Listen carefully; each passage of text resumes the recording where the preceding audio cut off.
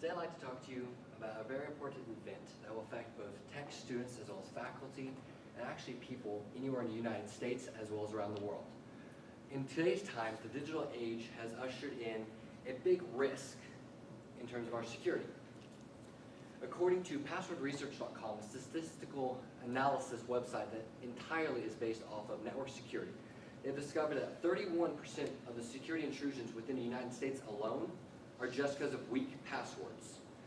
Now, 21% of people who have had their accounts hacked know it. Another 15% have no clue, and the rest claim to have had no single intrusion into any of their personal records. But considering the average American has between 5 to 27 different accounts with a separate email and password combination, it's very hard to say whether or not a single account has been hacked very quickly.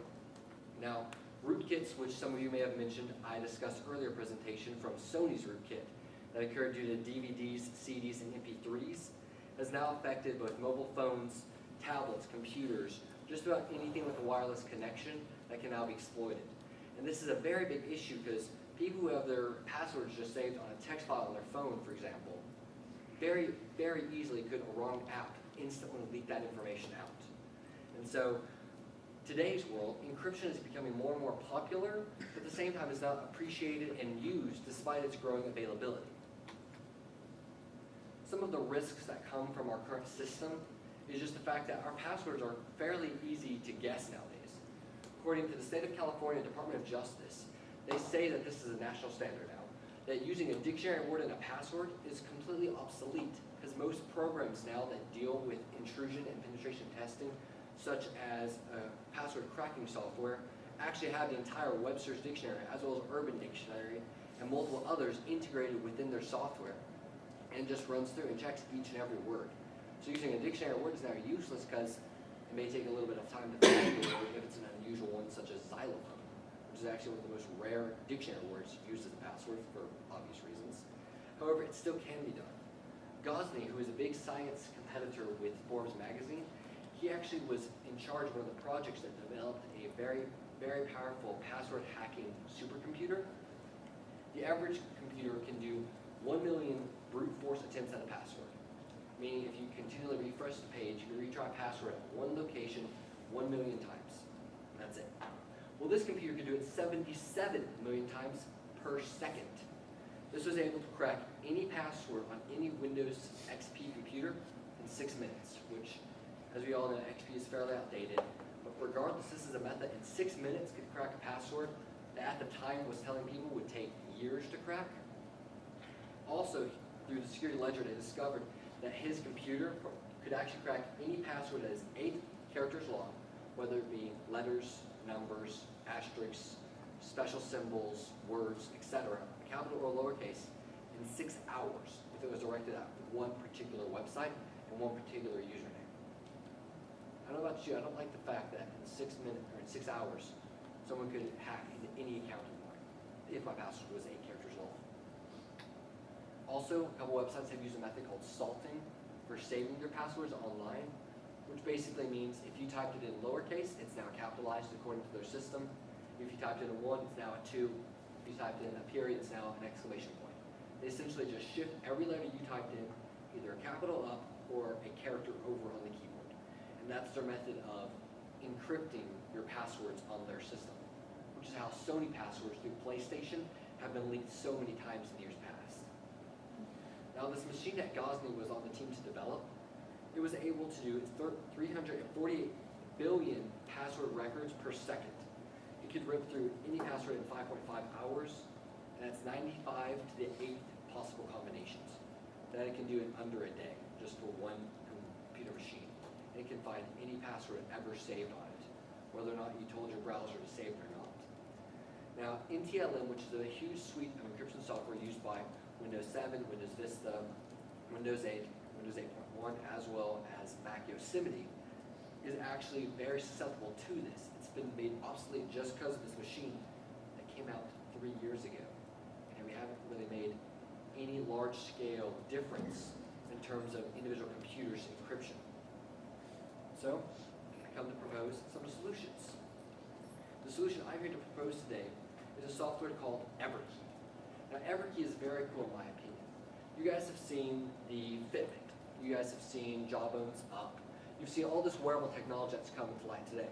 All of them, such as the Fitbit, use either a Bluetooth 3.0 or USB 4 or Bluetooth 4.0 connection to connect to our phones, our computers, anything with Bluetooth capability to keep us networked, but not have our phones right here at all times of the day.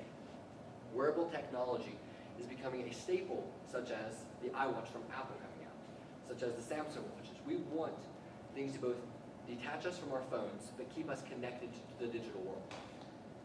EveryKey is a solution for this when it comes to passwords. This is a device such as the Jawbone Up that you just slip on your wrist, you set it through the phone app or the website, and you save all of your passwords to it. Now with this device, I could walk up to any computer I'm registered with, wave my hand over the computer essentially, and if I'm on a website that it knows my password to, the computer autofills my password instantly. Just using a free plugin that you can install into Safari, onto Mozilla Firefox, onto Internet Explorer, onto Opera, and various other browsers in today's world. This is very useful because it can also work on phones, iOS 8 and above, as well as all Android 4.4s and above. So your Galaxy S3s, S4s, the current S6, iPhone 5, 5S, etc., etc. They can all just be unlocked from you just getting near it within a 1 meter range. And so this is very cool for people who are in business world, because the second they're more than a meter away from their phone instantly locks. So if you're near your phone, you set it down, and you have set the timer for 15 seconds, no more where you have to pick up 16 seconds later, like retype in password. If you're still near it, you can just re-access it with relative ease. And even if you lose your band, you just call the company and they deactivate it. No one can use it until you either recover it and verify you have it. And even if you don't, they will send you a rebate coupon for, I believe, half off a newer band, in which case all of your passwords would just reconnect to the newer system. Would you guys like to see it in action?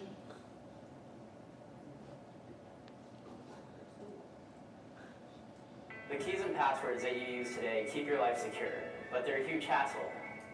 For 2 years, we've been developing a product that replaces your keys and passwords with one easy-to-use device.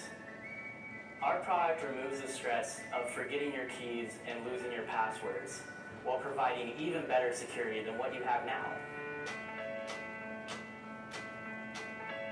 Meet EveryKey, a stylish wristband that unlocks your life. EveryKey utilizes military-grade encryption, allowing only you access to your personal property and accounts. Like a credit card, you can instantly disable your EveryKey if it gets lost or stolen. EveryKey takes less than a minute to set up, and then it works seamlessly, unlocking your devices when you're around and locking them down when you're not. Our patent-pending use of low-power Bluetooth allows EveryKey to communicate securely with an unlimited number of devices at once at a customizable range. It also makes logging into websites a breeze. EveryKey securely stores your password as you log into a website for the first time, and then logs you in automatically the next time you visit that website. When registering at a website, you have the option to use your own password or allow EveryKey to create a complex and random password. It's even water resistant, so you can use it throughout your entire day, and you'll only need to charge it about once a month. If you accidentally leave your EveryKey behind, your phone will alert you, and you can easily deactivate it at any time just by calling us or going to everykey.com. We'll overnight you a new wristband at a discount, and you can use your old keys and passwords in the meantime. As you can see, this product helps simplify a lot of things when it comes to passwords. What I'm wanting to do here with this is get your consideration of perhaps bringing software such as this to Texas Tech. We all know how annoying it is to have to change our passwords every 90 days through tech. Well, creating the password has to have, such as the Department of Justice in California had stated, no dictionary words, uppercase, lowercase, numbers, symbols, and in a coherent form that's more than 8 characters long. We all know it's such a pain to have to change it repeatedly, especially over the summer, or even not on our regular account. And next thing we know, we find out, oh hey, we didn't change our password. Now go back and change everything all over again. With this, we could say bye to Texas Tech's annoying requirements, because you could use, as you saw in the video, an actual custom-built key that is just random letters, characters, and symbols that has no correlation to something you created but it's connected to your account to where you can just wave your hand over and log in. That way you don't know your password necessarily. It remembers it, you can access it just from the browser on any computer when you log into your account to see it, and it's super secure. Not to mention hassle-free, 30-day charge to do. Only takes 2 hours to charge once it's actually been drained, and their battery they actually built themselves. So it's very custom built, it's flexible, waterproof, drop-proof, and they've tested it even with the car running over it before, which I thought was a little excessive, but hey, why not? So if you guys want more information, while this does not seem like it, being as they are a tech and security website, you type this in on your browser and push enter, and it takes you to their website.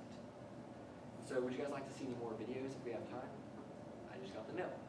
In conclusion, here's my bibliography. I move that we bring more and better encryption to Texas Tech to simplify our lives here in the tech community, as well as in our careers post-tech. That way we do not become susceptible to identity theft, password theft, financial ruin, and any other plethora of issues that come with having a weak password or not having encryption on our password.